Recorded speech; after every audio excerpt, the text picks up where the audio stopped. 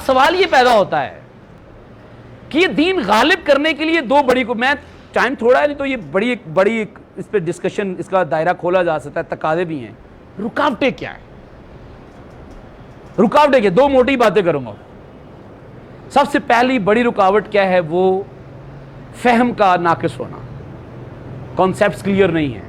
نماز کو دین سمجھ لیا گیا ہے, روزے کو دین سمجھ لیا گیا ہے, حج کو دین سمجھ لیا گیا ہے. حاجی صاحب اپنے آپ کو دیندار سنبھالے ہی نہیں جاتے, حج کر کے آتے ہیں تو قابو ہی نہیں آتے وہ تو. اچھا نماز کو دین سمجھ لیا گیا. صف اول میں جا کر آپ چلے جائیں, میں اس جگہ بہت دیر رہا ہوں اس ایریے میں, اور مسجد میں بہت آنا جانا رہا ہے, تو آپ ذرا کبھی ہاف سلیوز پہن کے پہلی صف میں کھڑے ہو کے دکھا دیں آپ یہاں تک مزہ نہیں آ جائے گا؟ کمال بن جائے گا جناب, تماشا ہو ایسا اٹھے گا کہ بس.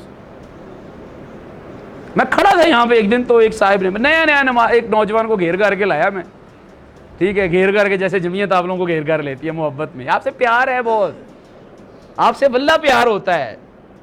یہ گھیرنے کارنے کا لفظ تو محبت سے بولا جا رہا ہے. ایسے ٹریپس میں آئیں, محبت سے آئیں. تو وہ بڑی مشکل سے ہم نوجوانوں کے ساتھ بڑے ربط میں ہوتا تھا. تو وہ آپ جانتے ہیں نبیل بھی لوگوں کو, نہیں اور ایک ساتھی, یہاں تک ایک ساتھی نے نا وہ پہنے ہوئے صحیح اس کے مسلز میرے جیسے 4-5 نکل آنے اس کے, یہاں تک پہنے ہوئے, تو وہ کھڑا نماز کے لیے, میرے ساتھ تعلق بن گیا تھا, صفے میں کھڑا تھا. ایک بزرگ نے کہا پیچھے کھڑے ہوں. عمر اس کی بڑی ساری ہے, آلموسٹ میرے خیال میں وہ 27 ایئرز اولڈ مطلب اس وقت ہوں گے. اب وہ قائد اعظم سے ایم فل کر کے سائیکالوجسٹ میں گلگت یونیورسٹی کے اندر باقاعدہ پڑھا رہے ہیں. تو وہ کھڑے کہتے پیچھے کھڑے ہوں. تو میں نے نا بزرگوں کا ہاتھ دبا کے ایسے کہا, میں نے کہا جی کھڑا رہنے دیں, کسی تناؤ میں نہیں جانا چاہتا تھا, ایجیٹیشن میں جانا چاہتا تھا. نہیں پیچھے ہو جائیں آپ, اونچی آواز میں اسے کہتے. تو میں نے اسے آنکھ ماری, میں نے کہا یار پیچھے صف میں ہو جاؤ. وہ سمجھتا تھا, وہ بڑا رکن جمعیت رہ چکے ہیں, آپ کے شورا کے رکن رہ چکے ہیں, بڑے سمجھدار ساتھی ہیں. تو میں نے آنکھ ماری اسے, میں نے کہا پیچھے صف میں ہو جاؤ. ہو گئے. تو بعد میں جب نماز ہو گئی نا, تو میں نے ان بزرگوں کو پکڑ کے سائڈ پہ کر لیا. میں نے کہا آپ نے ان کو کیوں پیچھے کیا ہے؟ اور جی نہیں نماز نہیں ہوتی. میں نے کہا کیوں نہیں ہوتی نماز؟ جی نماز نہیں ہوتی ہے جو اتنے کپڑے پہن کے آ جاتے ہیں. میں نے کہا میں کہتا ہوں کچھے میں نماز ہو جاتی ہے یار, بس 70 ڈھپا ہونا چاہیے, یہاں تک ہو تو نماز ہو جاتی ہے. آپ کہہ رہے نماز نہیں ہوتی. اس بزرگوں کو میں نے کہا ہماری اس مسجد کے اندر سود خور کی نماز ہو جاتی ہے, اس امت کی سود خوری کرتے ہوئے نماز ہو جاتی ہے, رشوت ستانی کرتے ہوئے نماز ہو جاتی ہے, اغیار کے سامنے اپنی ساری خودی بیچ دینے کے نتیجے میں نماز ہو جاتی ہے. اگر کوئی نوجوان بیچارہ بھولا بسرا مسجد میں آ جائے اور اس نے کوئی ٹائٹ شرٹ پہنا ہو تو اس کی نماز نہیں ہوتی.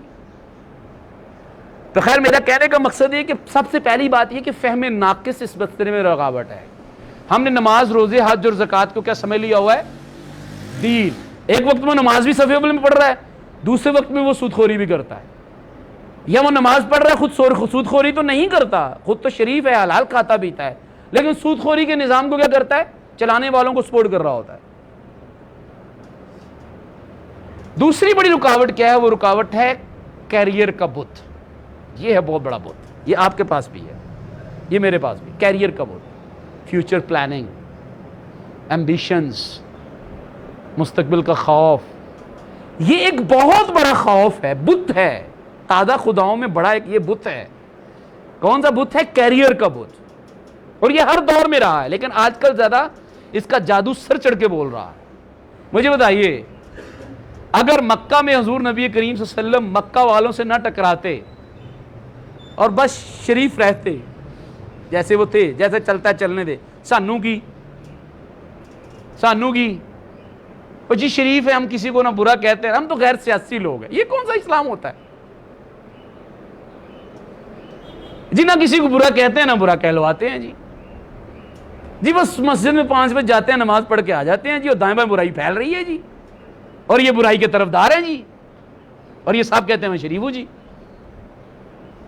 تو حضور نبی کریم صلی اللہ علیہ وسلم نے مکہ میں جب کشمکش مول لی تھی کہ یہ نظام نہیں چلے گا, یہ نظام چلے گا, لی تھی نا. مجھے بتائیے کہ اگر کشمکش مول نہ لیتے تو حضور صلی اللہ علیہ وسلم کا کیریئر کیسا تھا؟ ذرا بتائیے. تجارت کہاں پہنچ گئی تھی؟ ایم بی اے کرنے والے دوستوں بتائیے ذرا. بزنس مینجمنٹ آپ لوگ بڑی سمجھتے ہیں, بی بی ایس سمجھتے ہیں آپ دوست. کہاں پہنچ گئی تجارت؟ مکہ کی سب سے معروف تاجرہ خدیجہ الکبریٰ رضی اللہ تعالیٰ عنہا کا آپ بزنس مینیجر بن چکے ہوئے تھے. مارکیٹنگ مینیجر بن چکے ہوئے تھے. اینڈ مطلب اٹس اے بگ ڈیل, یہ بہت بڑا سودا تھا. اور حیران کن طور پہ آپ نے یتیمی کی زندگی گزاری تھی. مطلب ایک مکمل سینس آف ڈیپریویشن آ رہا ہے اس میں, محرومی کا احساس آ رہا ہے اس میں. حضور صلی اللہ علیہ وسلم نے کیریئر کی کوئی پرواہ کہ دانا خاک میں مل کر, کیریئر کا بت ہے یہ, میرے بیٹے کا پلاٹ, میرا ریل اسٹیٹ کا بزنس, میری فورن فنڈنگ, میرا جناب والا بیرون ملک کیا کہیں گے, میری وزارت جاتی ہے, میری پارٹی ڈوبتی ہے. میں بڑے کینوس سے شروع کر رہا ہوں ذرا.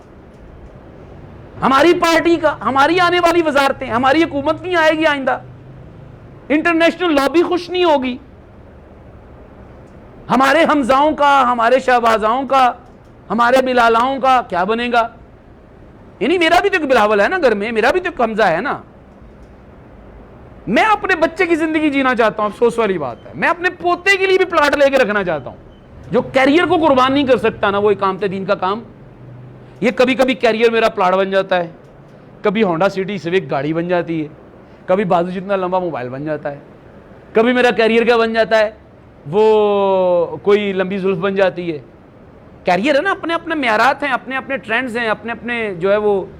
تو اسی لیے جو بندہ اپنے کیریئر کے بت کو پوجتا ہے تو سمجھ لیجئے وہ بھی اقامت دین کا کام. کیونکہ اقامت دین کا تو کام ہی یہ ہے کہ آپ نے اس گندے نظام سے ملنے والی تمام فیسیلیٹیشن کو کیا کرنا ہے, پاؤں کی ٹھوکر پہ رکھنا. میں دوبارہ دوہرا دیتا ہوں کہ کیریئر اور اقامت دین کا بنیادی ترین تقاضا یہ ہے. اقامت دین کسے کہتے ہیں؟ اس نظام کو اکھاڑنا, اس نظام کو لے کر آنا. تو اب مجھے یہ نظام جو بھی فیسیلیٹیٹ کر رہا ہوگا, مراعات دے رہا ہوگا, میں اس کو پاؤں کی ٹھوکر پہ رکھوں گا اگر مجھے کسی وقت بھی کیا جانے لگے گا, تھوڑا سا بلیک میل کیا جانے لگے گا, ایموشنل کیا جانے لگے گا, سینٹیمنٹل بنایا جانے لگے گا.